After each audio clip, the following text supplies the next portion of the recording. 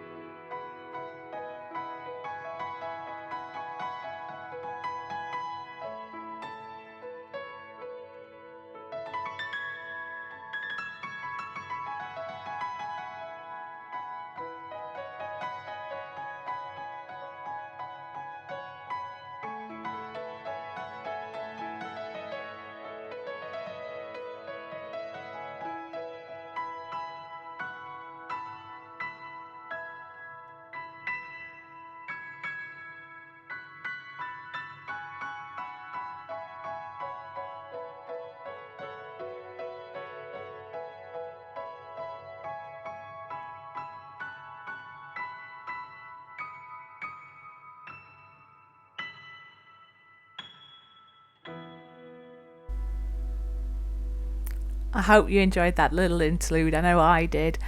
You saw me come in with my palette knife and some acrylic paints just to the right. That was when I was thinking of incorporating this into my collaboration with Jewel Madison, artpreneur.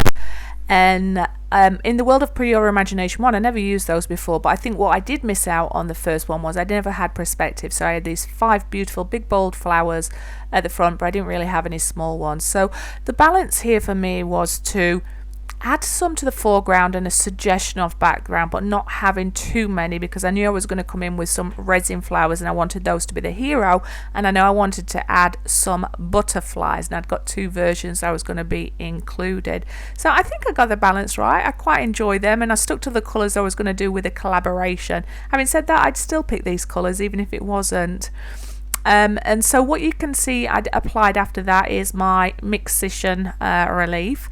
That's like a little glue. It comes out in a little fine nozzle, and I didn't want it to be perfect all the way through. I just wanted it to capture the edge of some of these stalks. Now I was adding the dark green and a lighter green at either side, so the dark green would reflect on one side, the lighter green would be on the other.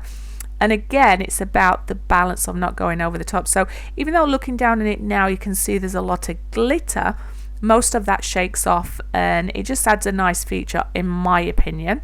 It might be a choice you don't want to do. But when you're looking at a piece of resin art from the front, when you walk in, it's always nice if it can capture your attention in some place. So I was just enjoying myself here. You know me, I love a little bit of glitter. Going backwards and forwards until I'd got the balance right, and making sure it wasn't going to stick in my flowers. So time was of the essence, but trying to not ruin my piece was the key. Anyway, I'm going to leave you and we'll come back on the next stage.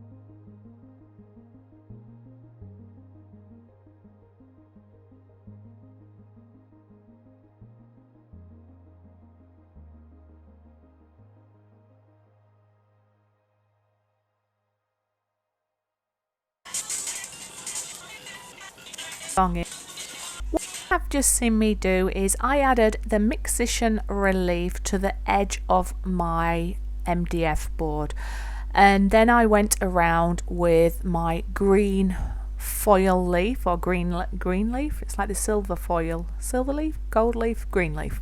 Yeah, got there in the end. And so I put it all the way around and delicately applied my gold leaf to the edge. What I found was better is, because it is so delicate and it breaks just with human contact, is I had the two pieces of paper in between, cut it, which allowed me to then be able to stick it into areas without it all crumbling and no wastage. I then went on and added a few more pieces with my Mixation relief, what I'd been doing with the glitter before, where I wanted some of the green leaf, green foil to go to, applying it in a similar process to what I did with the edge. And again, on there it looks quite bold at the minute, but I've only put a delicate line, so I come in with my brush and sort of scrape it off, but I wanted it to be in enough areas. And then I went in with some highlights. So on my flowers that were painted with the acrylic and on some of the leaves, I put a tiny little speck where I wanted it to almost look like there was like the raindrop dew in the area with the glitter. So when I shake it off, there'll be hardly anything there, but hopefully a suggestion. And now I'm just working on my composition. Now these butterflies that you can see originally, there's two lots. There's ones that I created with my resin silicone molds, and there is a video for that, so make sure you do go out and check that video. That shows you the full process that I did for creating them and the colours that I used in there. And I also purchased some 3D mirror acrylic butterflies, which you'll see later, but I was just sort of playing around with the composition. And I then glued my silicone butterflies that I created myself in resin into place and let that set overnight. And you can see now I'm coming through with the craft resin craft resin and I'm using my hairdresser's silicone brush to play and level out my resin. Most of this was going to be clear, but I wanted it to settle down, so I evened it out, made sure it made contact with the butterflies. They stand above the resin, so that adds to a nice little feature in my opinion. Some people like their resin flush, but I wanted those to stand out a little bit, but it was important that the resin connected around it. And so I'm just taking my time to make sure the sides have all got clear resin on them as well, and that will help protect that gold foil that we applied, and just making sure that there's no drips underneath, so we didn't have the hassle of removing those. And that's just a matter of working it slowly. Now majority of the resin wanted to stay on top. I had to force it over the edge, so I had a lot more control in that. And it's important that you remove your bubbles at this stage. So I really wanted to push it and only apply my resin as it was getting to curing stage, because then I can control my flowers better. And I am just getting ready for that stage, and that's the fun stage, because you start to think about, oh, this is going to be good, but oh, I don't want to ruin the work I've done, but just go with it. So I'm mindful that you work in your groups of 3, 5 or 7. So I tried 3 and I felt like I wanted to come back and add some more. You probably can't see it on here, but my hands were shaking terribly on this day because I'm using these really miniature ones to try and help me control the volume, but I couldn't get my fingers quite right. It felt like strange, like I don't know, it just made them shake. Anyway, I started with 3 because I wanted to control how big they are and that it wasn't going to take over the piece. And I absolutely love these colours together, and they really complement the green. On this part you can't really see it too much, but when you're out in the light you can see that pop of colour. But 3 wasn't going to be enough. Now I could have pushed it and gone through it and done another 3 rounds of colours on top of that, but I thought, no, I'm going to stick with that and then maybe add a couple more on there. So it's just a matter of being free and going with what feels better. If I would to do this piece again, I probably would have made those 3 big ones bigger and then added a few more little ones around, because there's always a balance of, I really enjoyed the grass and I wanted that to be a hero, and there's a lot of detail on there, there's a lot of depth.